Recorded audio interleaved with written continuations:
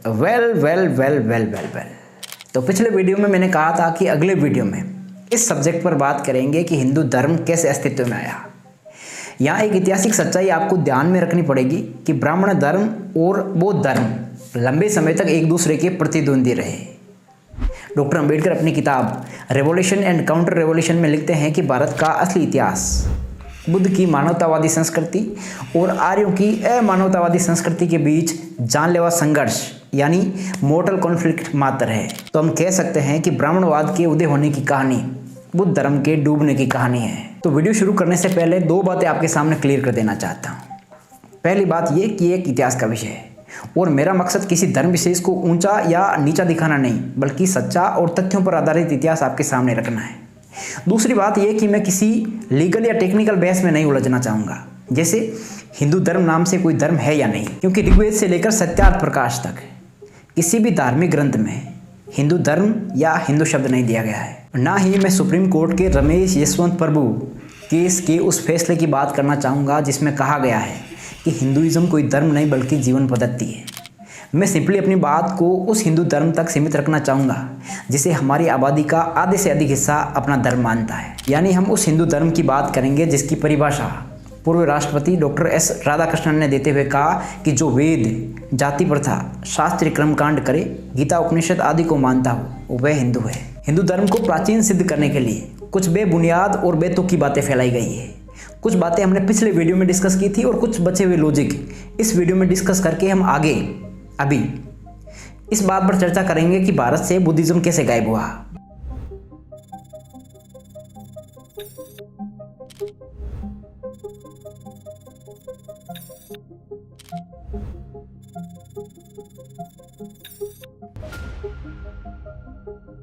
कुछ लोगों का दावा है कि भारत में हिंदू सिंधु घाटी सभ्यता के वक्त से मौजूद थे। अरबी और फारसी लोग से को है बोलते थे, तो वो सिंधु को हिंदू बोलने लगे और आगे जाकर ये नाम हिंदू ही रह गया। ये बेतुका और रेडिकुलस आर्ग्यूमेंट है। कैसे? क्योंकि अगर वे से को है बोलते थे तो वे अपने सुल्तान को हुल्तान, सूबे को हुबे और सहारा को हाहारा क्यों नहीं बोलते? क्योंकि भाई सुल्तान, सूबे और सहारा भी तो अरबी और फारसी ही वर्ड्स हैं। सोचो। खैर 300 ईसा पूर्व के आसपास मेगास्थनीज, एरियन और स्ट्रेबो जैसे विदेशी राइटर्स ने भारत में इंडिकस क्षेत्र होने का उल्लेख किया है। इंडिकस को हिंदी में हिंदुकुश बनाकर सो कॉल्ड इंटेलेक्चुअल्स ने हिंदुकुश का संधि विच्छेद करके हिंदू प्लस कुश बना दिया। हिंदू यानी हिंदू धर्मी और कुश का मतलब कत्लेआम, अर्थात हिंदुकुश वे जगह है जहां इन लेखकों के अनुसार हिंदू काटे गए थे। ये एक बेसलेस आर्ग्यूमेंट है। कैसे? सी, अगर ऐसे अर्थ का संधि विच्छेद करने लगे तो राष्ट्रपति का अर्थ क्या निकालोगे फिर? और पाखाना को पा प्लस खाना में संधि विच्छेद करके क्या वहाँ पर खाना पकाओगे? नहीं ना। ऐसे ही दयानंद सरस्वती का ये बेसलेस और तथ्यहीन दावा स्वीकार नहीं किया जा सकता जिसमें वो कहते हैं कि वेद और सृष्टि एक साथ 1,96,08,52,977 साल पहले अस्तित्व में आए थे। दुनिया के किसी भी स्कूल में आप ये लाइन बोलोगे तो प्राइमरी स्कूल के बच्चे भी आप पर हंसेंगे। लेकिन अफसोस, ऐसे बेतुके लेखकों की किताबें हमें टेक्स्ट बुक के तौर पर इस देश में पढ़ाई जाती है। खैर, सम्राट अशोक ने 270 ईसा पूर्व यानी अब से 2300 साल पहले धम्म लिपि में सैकड़ों शिलालेख लिखवा दिए थे, जो ये दर्शाता है कि उस दौरान भारतीय शिक्षित थे। लेकिन हिंदू धर्म के मुखिया यानी ब्राह्मण्स ने अपना धर्म प्राचीन सिद्ध करने के लिए उस लिपि पर अपना मेड बाय ब्राह्मण का ठप्पा लगाने के लिए ये दावा ठोक दिया कि ये लिपि तो हमारे वर्मा जी की है, ब्राह्मी लिपि। लेकिन मजेदार बात यह कि किसी भी ब्राह्मण ने अपना धर्म ग्रंथ इस लिपि में नहीं लिखा है। ये दावा सही माना जा सकता था अगर भारतीयों को एक भी धर्म ग्रंथ हिंदुओं का ब्राह्मी लिपि में लिखा हुआ मिल जाता। ऐतिहासिक तथ्य यह है कि ब्राह्मण्स के सभी धर्म ग्रंथ देवनागरी लिपि में लिखे गए हैं, जो धम्म लिपि से लगभग 1500 साल बाद में विकसित हुई थी। तो लॉजिकली ये माना जाना चाहिए कि इसी के आसपास हिंदुइज्म का आगाज हुआ था। तो अब हिंदू धर्म का इतिहास कैसे खोजें? हमारे पास एक रास्ता है। रास्ता यह कि हम बुद्धिज्म का इतिहास देखें। जैसे जैसे बुद्ध धर्म का खात्मा हुआ है वैसे वैसे ब्राह्मण धर्म फला फूला है। इसलिए हम बुद्ध धर्म की समाप्ति का इतिहास अगर खोदेंगे तो हमें ब्राह्मण धर्म के उदय का इतिहास मिल जाएगा। ऐतिहासिक तथ्यों से एक बात क्लियर हो जाती है कि बुद्ध काल में ब्राह्मण धर्म नहीं था, फिर अंग्रेजों के काल में भी बुद्ध धर्म नहीं था। हम इस कालखंड को फर्दर 3 भागों में डिवाइड कर सकते हैं। पहला, बुद्ध से कुषाण काल जब भारत में बुद्ध धर्म का वर्चस्व था। दूसरा, गुप्त काल से वर्धन काल, जब बौद्ध धर्म और ब्राह्मण धर्म के लोगों में संघर्ष चला। और तीसरा, पोस्ट वर्धन काल, जब शंकर और कुमारिल जैसे लोगों ने बुद्ध धर्म को जड़ से उखाड़ कर फेंका था। तो शुरू करते हैं बुद्ध काल से लेकर मौर्य काल तक के इतिहास से। ये एक ऑन रिकॉर्ड फैक्ट है कि बुद्ध के समय ब्राह्मण धर्मियों का अस्तित्व उतना ही नगण्य था जितना 1941 की जनगणना के समय बौद्धों का अस्तित्व है भारत में। जैसे 1941 की जनगणना में भारत में बौद्धों को आदर्श में गिना गया था, वैसे ही जब मेगास्थनीज भारत में आया और भारत के लोगों को 7 समूह में बांटा तो ब्राह्मणों को उसने गिना ही नहीं था। बुद्ध काल में तो ब्राह्मण खुद बुद्ध से ब्राह्मण होने का सर्टिफिकेट मांग रहे थे।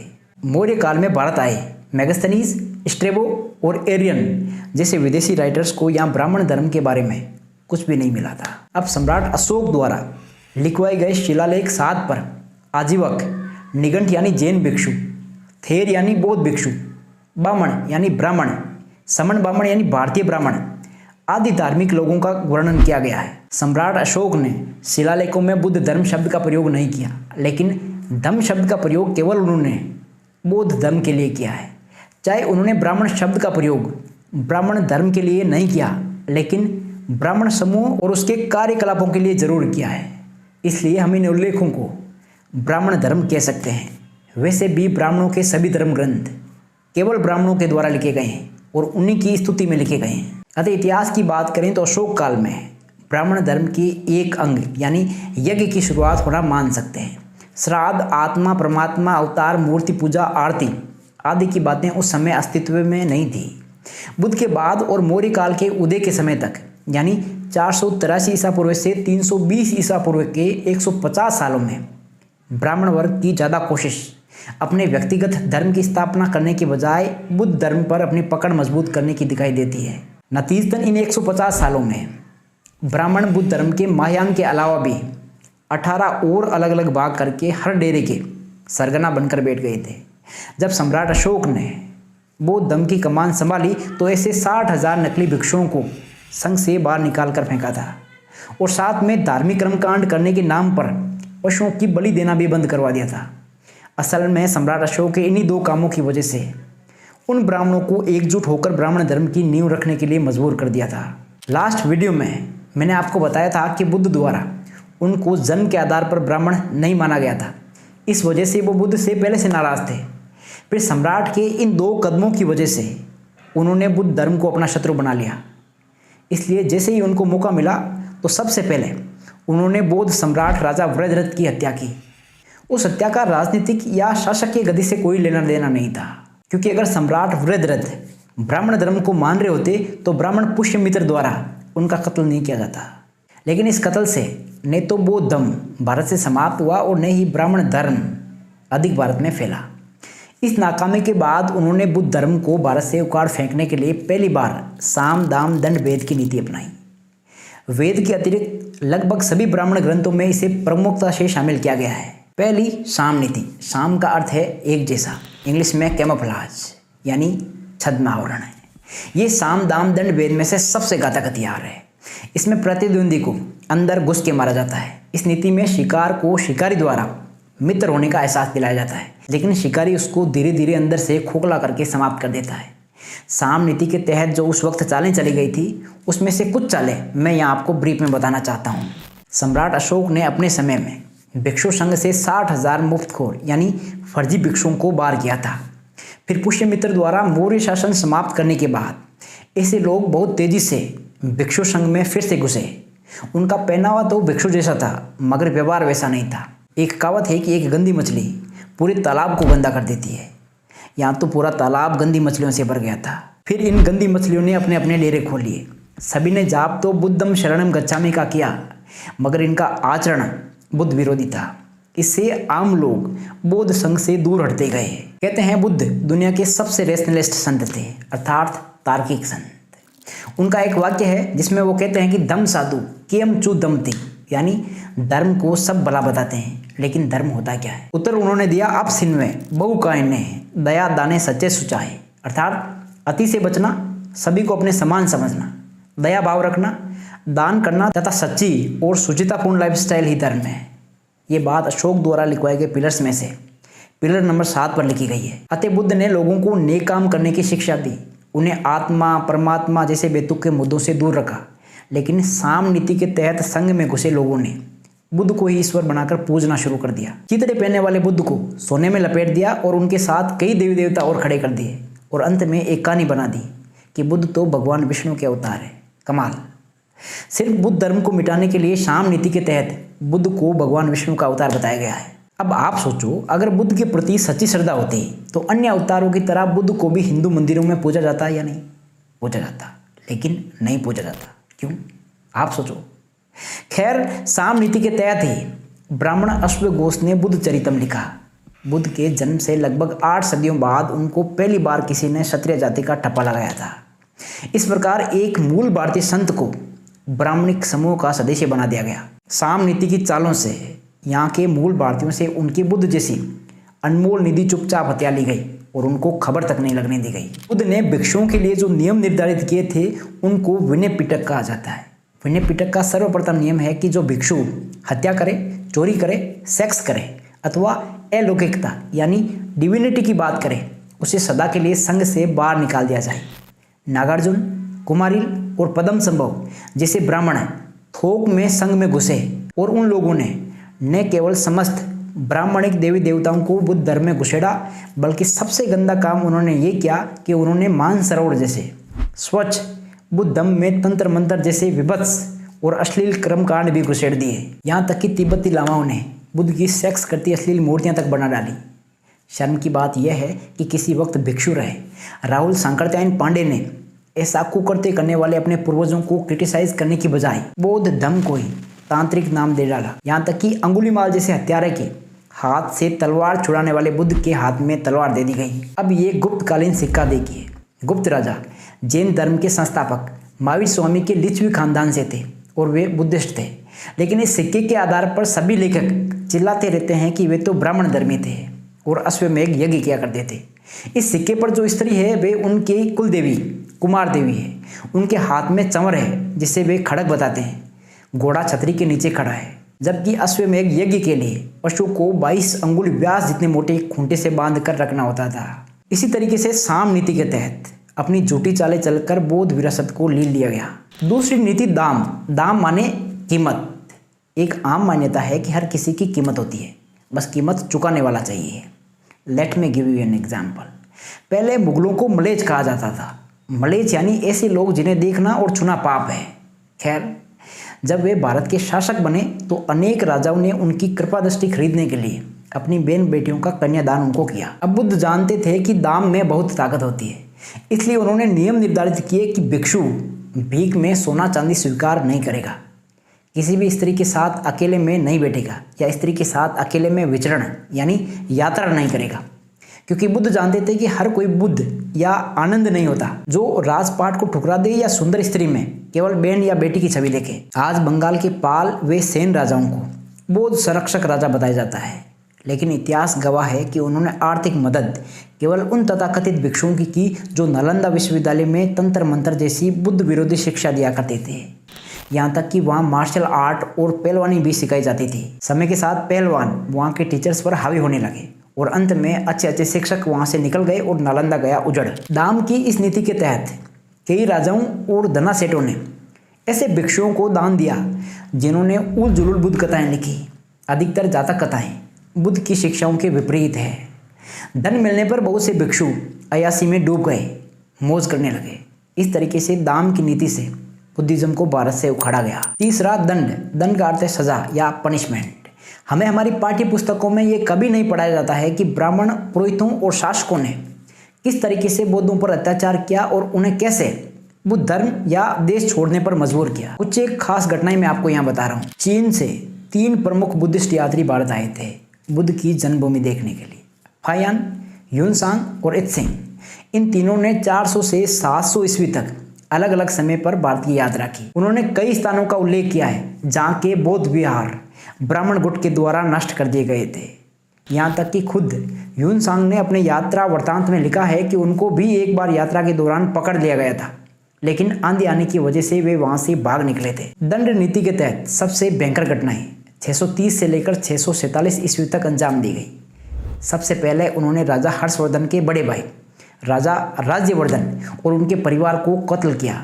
उनकी बड़ी बहन राजश्री को अगवा किया और जहां राजा हर्षवर्धन ने बौद्ध संगति का पंडाल लगवाया था उसे जलाकर राख कर दिया। फिर अंत में राजा हर्षवर्धन की भी हत्या कर दी।